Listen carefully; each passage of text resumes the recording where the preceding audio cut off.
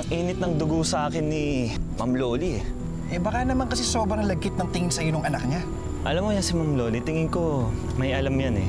May ibang sinesekreto yan eh.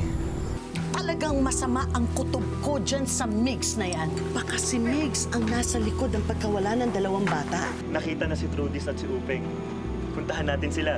Ha? Talaga? O sige. Maghahanda na ako.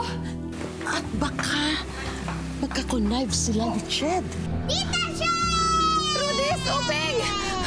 So paano? Trudis, Upeng, alis na tayo? Magpaalam muna po tayo kay Lola Celia. Alam mo, sigurado ako nagtatago na yung dalawang yan eh. Bakit ba naman kasi hindi sila makontak, hindi ba, Ma? Tama na! Ayoko na marinig! Hindi ko na maririnig, hindi ko na siya makikita. Papa! Trudis! Trudis? Bakit? Ano nangyari? Narinig po namin yung sipol ng mama na kumuha sa amin. Simula ngayon, bawal mo na magpapasok sa bahay na to, ha? Kahit sino. Hanggat di tayo nakakasiguro kung sino nagtatangka sa buhay ni Trudis. Kailangan natin mag-ingat.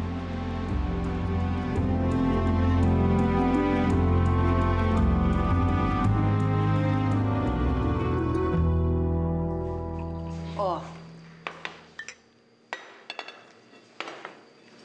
Di bale, Nanay. Wala naman ho akong gana eh. Ba, hindi pwede yan. Kailangan kumain ka. Ilang araw ka rin hindi kumain nung nawawala si Trudis, ah. Oo nga pala. Akala ko ba iuwi mo na rito yung si Upeng, ha? Yun nga ho eh. Awang-awa ako dun sa dalawa kanina. Ayaw na naman maghiwalay. Kunin mo na si Upeng. Nakakahiya na. Hindi naman nila cargo yun, eh. Sige po, bukas na bukas. Huwag kayong mag-alala. Kukunin ko na po si Upeng. Si Trudis, kawawa naman. Dati, walang kapera-pera. Ngayon, kung kailan yumaman, mas lalong naging marami siyang kalaban. Buti pa dati si Magda lang ang kontrabida, eh. Iba na talaga pag mayaman. Pero teka, nagtataka lang ako. Bakit hindi man lamang pinaransom si Trudis? Oo nga. Hindi kaya may ibang balakin yung mga kidnapper na yun? Mismo, Tay. Yun nga rin ho yung iniisip ko eh. Lumalabas ho kasi parang hindi naman sila kinidnap para pagkakitaan. Para hong kinidnap sila para patayin. Eh, ibig sabihin, si Trudis lang. Nadamay lang yung si Upeng, gano'n? Teka.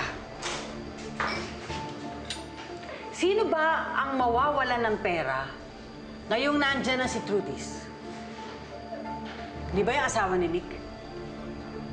Di naman siguro, Nay. Ako, wag naman sana. Eh, aaminin ko, hindi ko talaga siya gusto, pero ayoko na mag-isipin na kaya niyo yung gawin sa isang batang walang kamawang-wang. Malay ba natin? Pero, bukas na bukas, ha? Iuwi mo na si Upeng dito. Opo. Kuya, Mercedes Cristobal, nandyan po ba? I-check mo na lang. Oh, Ched. Ang aga mo ah. Anong ginagawa mo rito?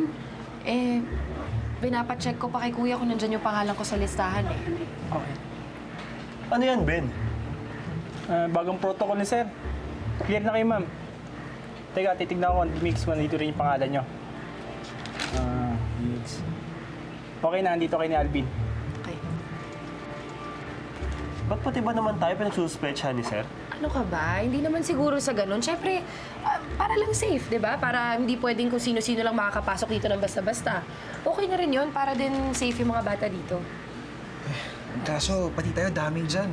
Tsaka ang tagal-tagal na tayong kilala ni Sir Nick. Ba't pati tayo kailangan dumaan sa ganito? Migs, hayaan mo na. Isang maliit na abala lang yan, pero ang kapalit, panatag ang loob natin. Panatag ang loob natin na okay sila Trudis at Upeng dito sa bahay. Ay, no, alam mo, tingin ko, hindi pa rin ligtas si Trudis sa bahay. Ha? Ano ibig mo sabihin? Diba? Kapag may gusto, may paraan. Parang ito si Migs. kahit ayaw sa kanya ni Mang Carling, gumagawa pa rin ng paraan para makita siya. Pagpasensya mo itong pinsan ko, Eh, may balak pa kaya kay Trudis. Ngayon, malamang, pinapalala nila yung susunod nilang hakbang. Alam mo, kakapanood mo yan ng soap opera eh. Halika na, Ched. Baka mahawa pa tayo dito. Dito ka na. Teka lang, Uy, may naisip na akong suspect! Hintayin niyo ako, Uy! Hello? Oh, mabuti naman. Sumagot ka. Sinagot mo yung telepono mo. Hello? Ma'am, pasensya na Laylo muna ako. Mabuti talaga na maglaylo ka. Para makakain ka ng maraming mani para tumalino ka. Eh, kundi ka ba naman tanga? Munti ka lang mahuli dahil sa pagsipol mo. Tanga! Ma'am, pasensya ka na. Sinitsyempohan lang naman kita Kailangan ko ng pera. Anong pinagsasabi mo? Anong pera pinagsasabi mo? Bakit? Nagawa mo ba ng tama yung pinapagawa ko sa'yo? Hindi. Kaya dapat ibalik mo sa akin kung ano yung in-advance ko sa'yo. Ma'am naman. Or, pwede namang tuluyan mo nang alisin sa planetang ito ang Trudis liit na yan. Kapag nagawa mo yan, ibibigay ko sa iyo ang iyong balance at meron ka pang malaking bonus.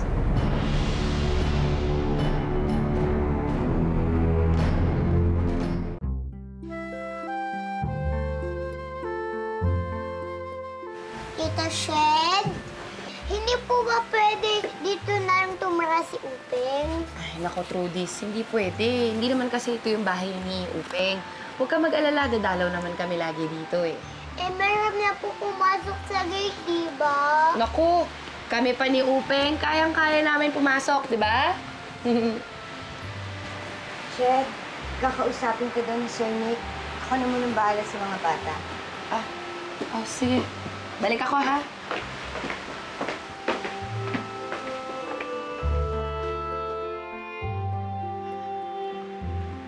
Opo kayo. Tungkol saan ba to? Sir, bakit niyo kami pinatawag? Gusto ko lang magpasalamat ulit sa inyo sa pagkakaligtas kay Trudis.